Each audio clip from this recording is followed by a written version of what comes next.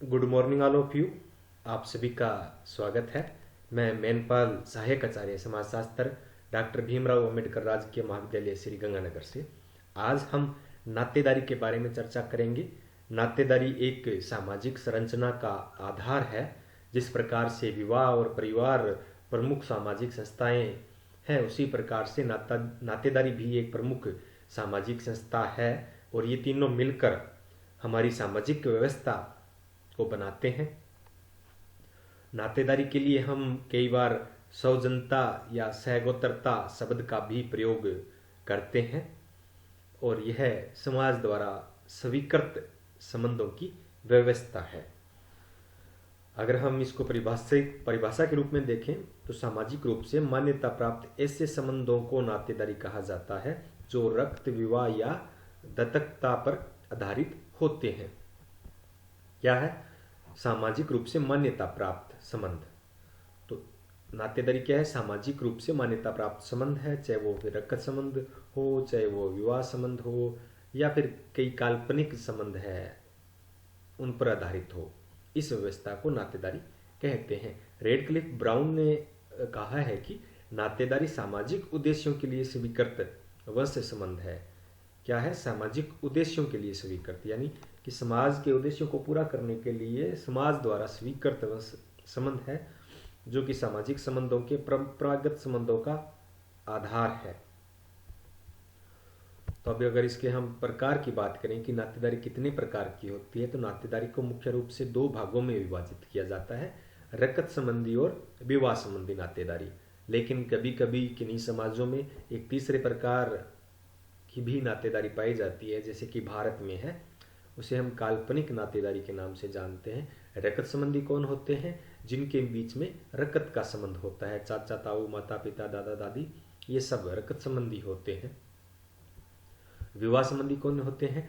जो विवाह द्वारा एक दूसरे से संबंधित होते हैं, जैसे कि पति पत्नी और पति पत्नी के एक दूसरे के जितने भी नातेदार हैं वो सब विवाह संबंधी में आते हैं।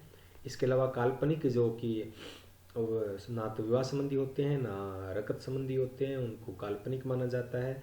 जैसे कि गोद ले लेना, राखी बहन बना लेना, धर्म की बहन बना लेना। उत्तर भारत में विशेष तौर से प्रथा प्रचलित है कि गंगा बहन बना लेना, तो इस प्रकार के, या गंगा भाई बना लेना, धर्म भाई बना लेना, तो ये सब काल्पनिक नातेदारी है। तो ये तीन मुख्य भेद हैं। अब अगर हम बात करें कि इसकी श्रेणियाँ कौन कौन सी है, तो मर्डोक मानवशास्त्री रहे हैं, इन्होंने कुल तीन श्रेणियों की बात की है। पहली है प्राथमिक नातेदार।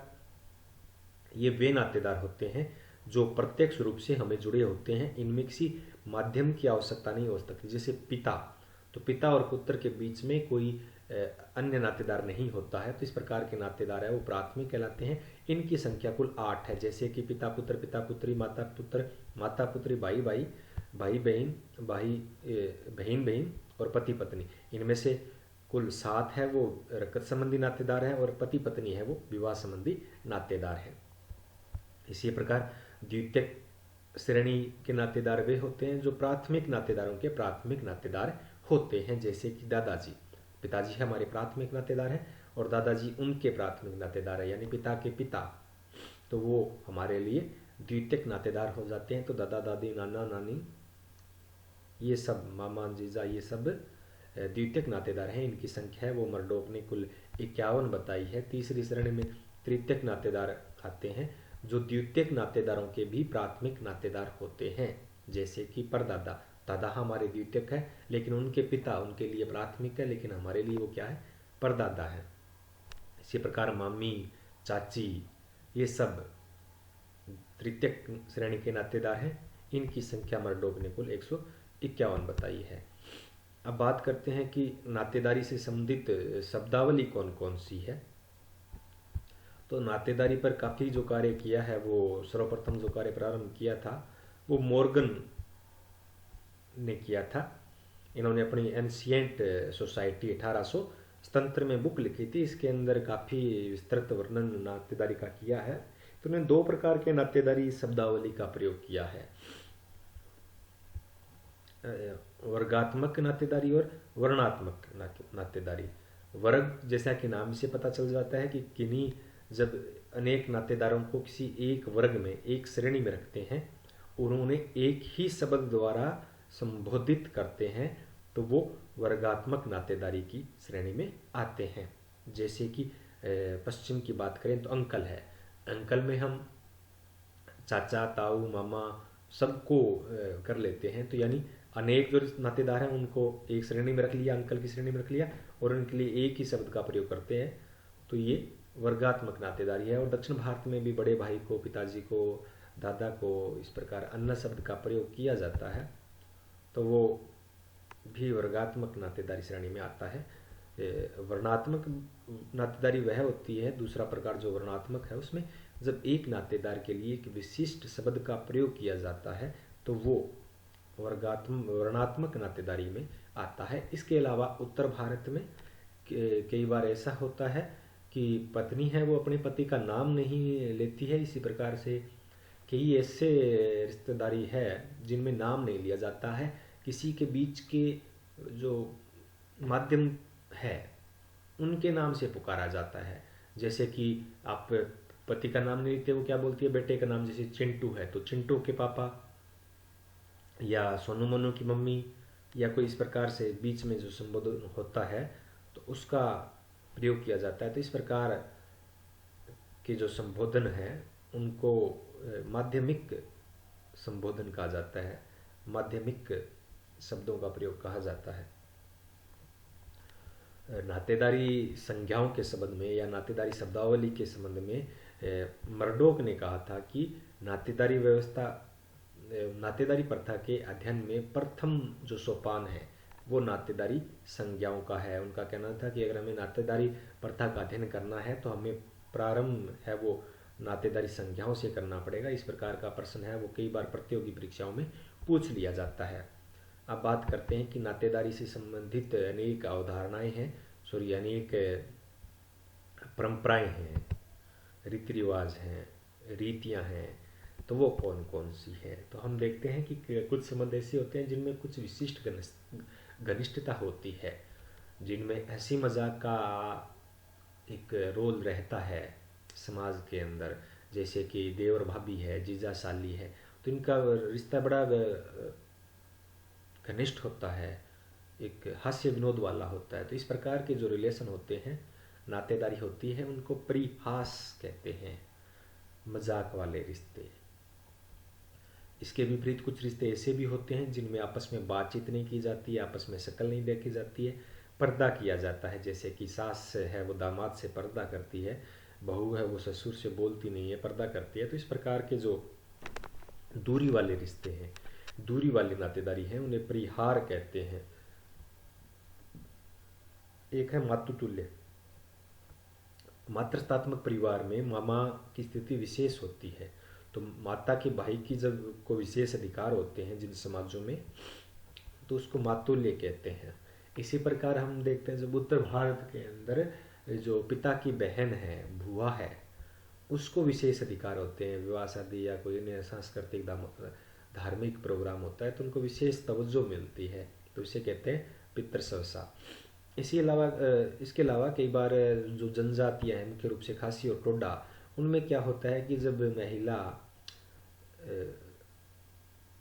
गर्भ से होती है और जब जन्म होने वाला होता है, जब प्रसव होने वाला होता है, तो पुरुष भी उस दर्द को, उस पीड़ा को महसूस करने के लिए काल्पनिक रूप से एक कोठरी में चले जाते हैं और महसूस करते हैं उस प्रकार से। तो वो सह परविशता है। वंशानुक्रम जिसके आधार पे वंश का निर्धारण होता है उसे वंशानुक्रम कहते हैं। ये एक वंशीय हो सकता है, द्विवंशीय हो सकता है। जब पिता का एक वंश का लगता है तो एक वंशीय हो गया, माता का एक के वंश के नाम से वंश चलता है तो वो एक वंशीय होता है। अगर दोनों के साथ साथ चलते हैं तो द्विवंशीय हो जाता है। अगर माता के वंश चलता है जैसे कि मातृत्वात्मक होता है तो वो मातृवंशीय है, और अगर पिता का वंश चलता है जैसे कि उत्तर भारत में चलता है तो वो पितृवंशीय होता है। तो ये परंपराएं थी। अब बात करते हैं कि भारत में नातेदारी की व्यवस्था किस प्रकार से है। तो भारत एक बहुत विस्तृत क्षेत्र है, तो यहाँ नातेदारी की व्यवस्थाएं भी विस्तृत है, कोई एक समान नातेदारी यहाँ नहीं है। और जब भारत में नातेदारी की बात करते हैं तो इरावती कर्वे का नाम है वो मुख्य रूप से उभर कर आता है।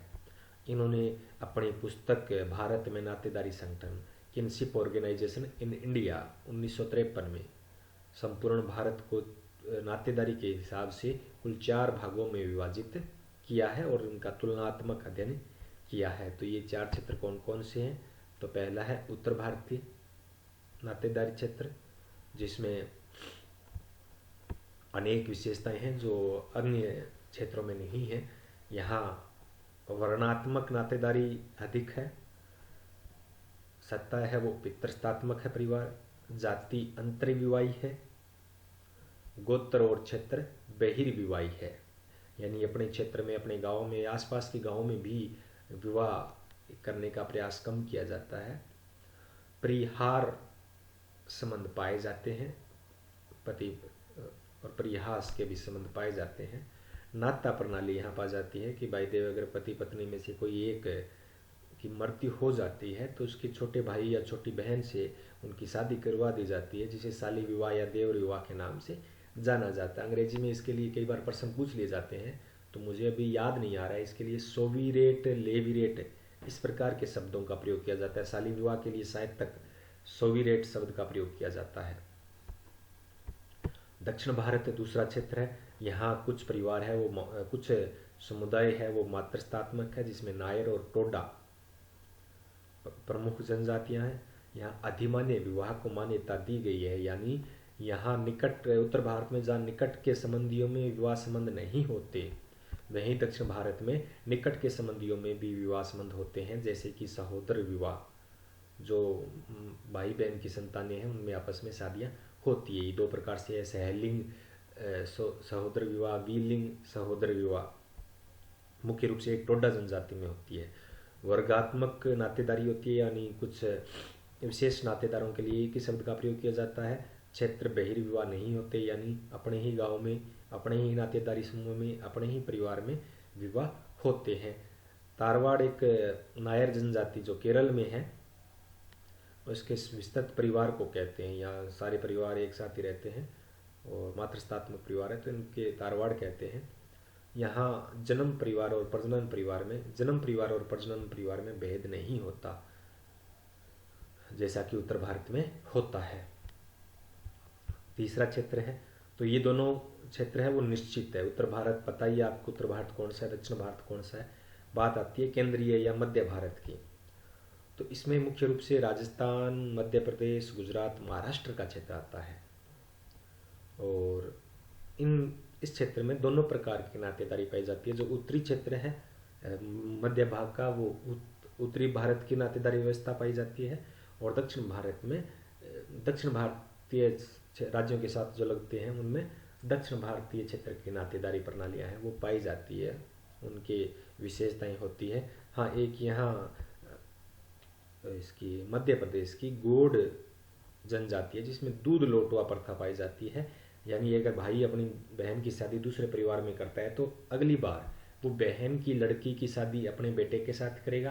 तो इस प्रकार ये क्रम चलता रहता है कि हमने एक बार लड़की दी है तो आप लड़की दीजिए, इसे दूध लोटवा प्रथा बोलते हैं।